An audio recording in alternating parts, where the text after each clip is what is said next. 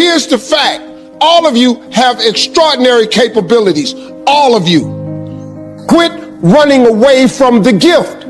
Your gift will make room for you. Stop trying to be something you ain't gifted at. All of you have this gift. Identify it. It's the thing that you do the absolute best with the least amount of effort. That's what you should be doing. You're wasting your time pursuing your passion. The Bible does not mention passion. It mentions your gift. What are you gifted at, and do that. Stop tripping. You can do that. You have to jump. There is no way around it. You have to jump. You got to take a leap of faith. You got to dash off that cliff, and you got to jump out there as far as you can.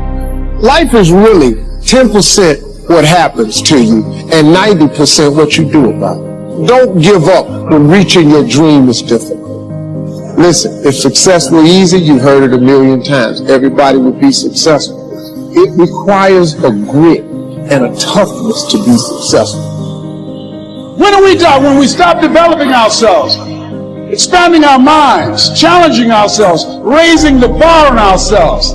One great American said, I choose not to be a common man. It's my right to be uncommon if I can. I seek opportunity, not security. I do not wish to be a kept citizen, humbled and dulled by having the state look after me. I want to take the calculated risk, to dream and to build, to fail and to succeed. I refuse to live from hand to mouth. I prefer the challenges of life to the guaranteed existence, the thrill of fulfillment to the still calm of utopia. I will never cower before any master, nor bend to any threat. It's my heritage to stand erect, proud and unafraid, to face the world boldly and say, this I have done. That's what it means to be a part of peak potentials. Your unquenching desire, an uncommon desire to manifest your greatness. There is another level. The only reason you keep saying there isn't is you feel so exhausted about where you are. But life, the universe of God, is just testing you because there is another level. If this is good, giant jump to excellence, giant start poor to good to excellence. There's a level where all your dreams are realized. There's a level that you've always dreamed about. It is real. It has not gone away. But it takes that extra burst when you think there's nothing left. There's no way. You've tried everything 10 million times, and you keep going. It's almost like God is saying, if you keep hitting this wall enough times, I will see that you will not stop, that you are filled with that level of determination, faith, and courage, and then the door opens, and you get to that next level. But what most people don't know is, the next level is just 2 millimeters above. And it's called outstanding, ladies and gentlemen, outstanding. Only those that can see the invisible can do the impossible. You have to be able to see what doesn't exist in order to be able to pull off or achieve what in most people's minds seems to be impossible. Only those that can see the invisible can do what seems to be impossible. You know, one of the things that human beings underestimate dramatically is their capacity to get great at something if they're totally immersed in it. Totally laser focused on something.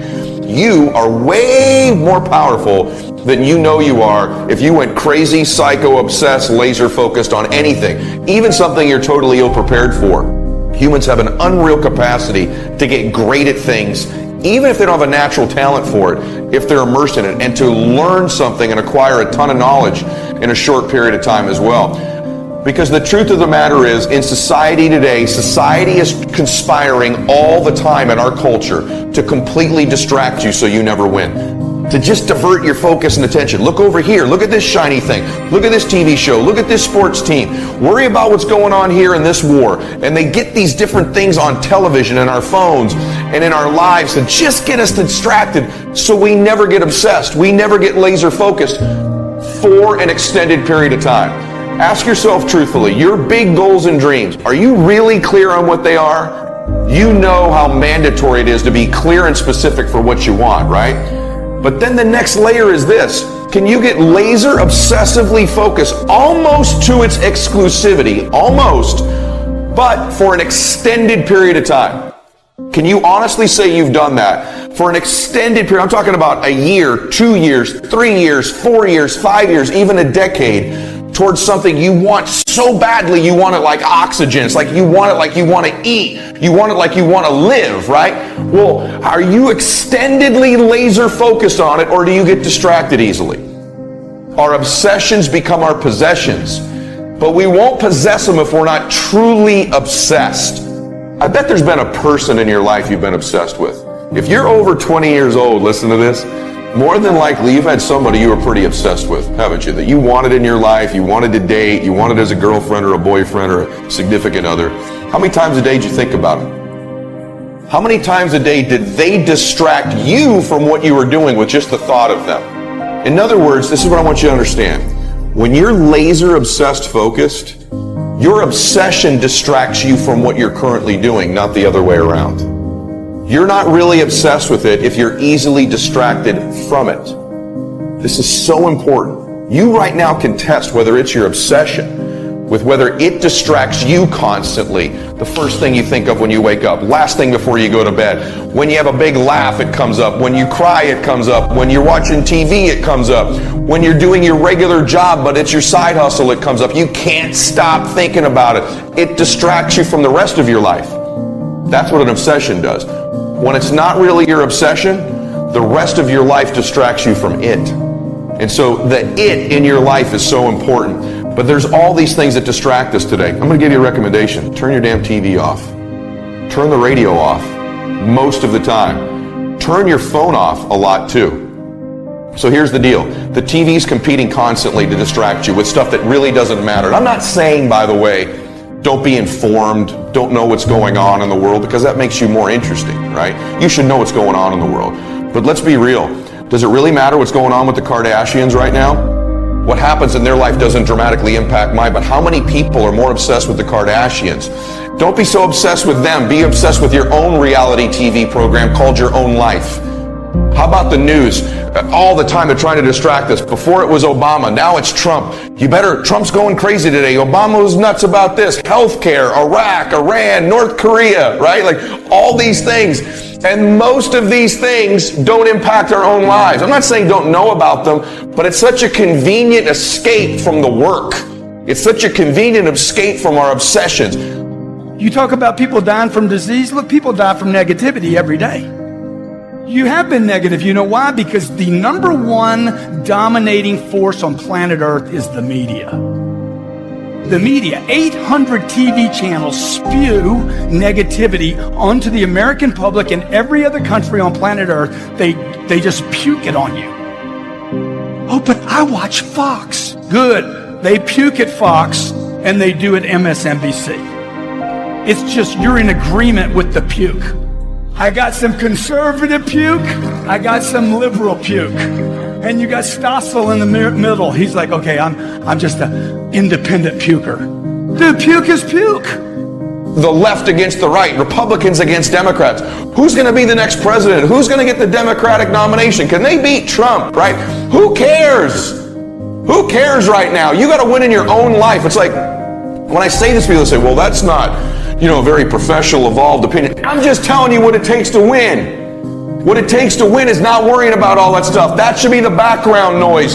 But talking about it, thinking about it, watching TV about it. Who cares what's going on in the real whatevers of anywhere? Who cares what the Kardashians are doing? Who cares who's running for office now? You say, well, wait a minute. Aren't you socially conscious? Here's all I know. I've been alive through many different presidents, Republican and Democrat. None of them changed my life. None of them did. And none of them are going to change your life if we're being real. I think grassroots movements of good people and communities change the world. I don't think politicians change the world. If you think about it, the majority of people obsessed with politics I'm just meaning this nicely, they don't have much going on in their own life.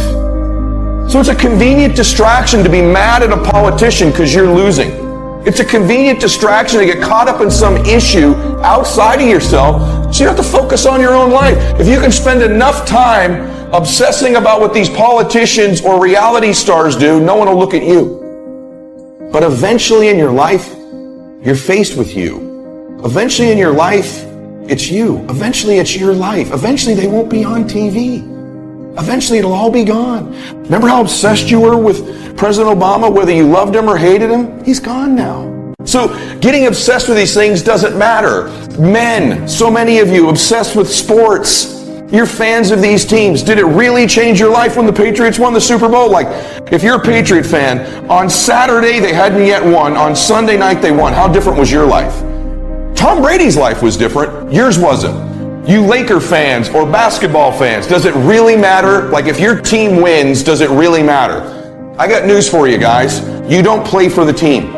You don't. I know you think you do. I know you wear their jerseys. I think it's one of the funniest things in life, and I don't mean this critically. Please, I mean this as a brother, guys.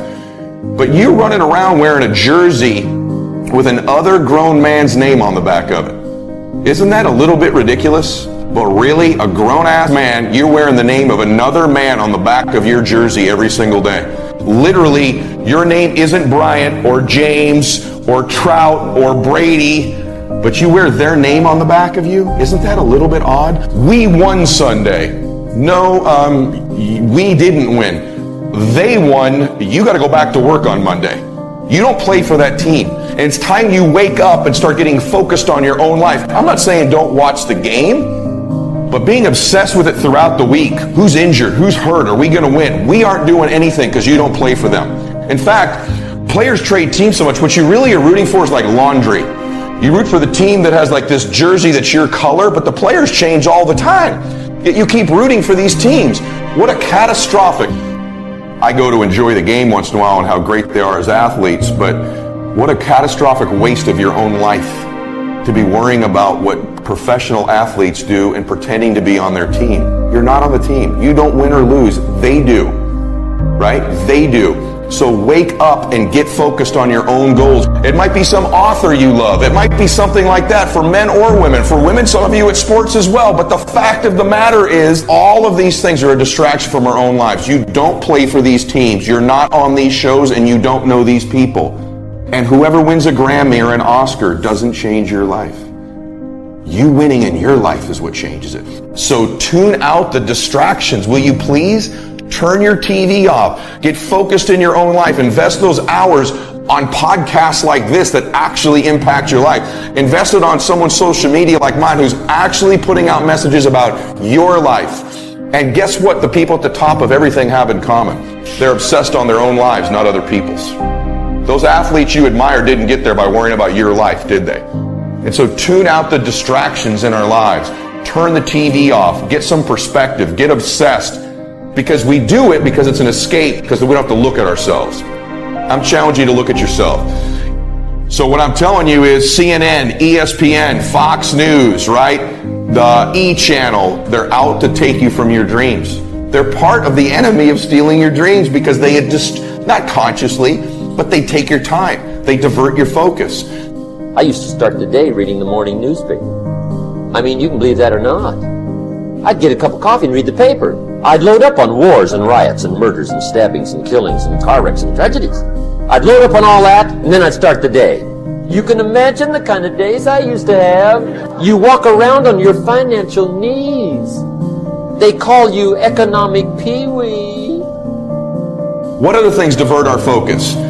The things in life that don't matter. Our own negative thoughts, our own insecurities, our own weaknesses. These distract us. Failure distracts us.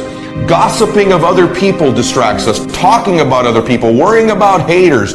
Getting caught up in things that don't matter in our life. Drugs and alcohol distract us. There's all these things. When you start to pile them into life, what's your distraction? Just be honest. Netflix, video games, gossip, haters, your problems. Are you distracted with things that don't matter in your life? There's all these things competing to get you to not be focused. How about your insecurities? How about your fears? How about your worries or your problems? Are you using all of these? Do you your relationship issues, does it distract you from your big goals? Do you let these things, do you almost willingly do it? Here's what I think. Most of us are willing participants in our own distraction. And we need to be willing participants in our own focus, in our own obsessions, and getting ourselves back on plan. Because remember what I told you. If you're really obsessed, the obsession will distract you from these things. But if you're not obsessed, these things will distract you from that thing.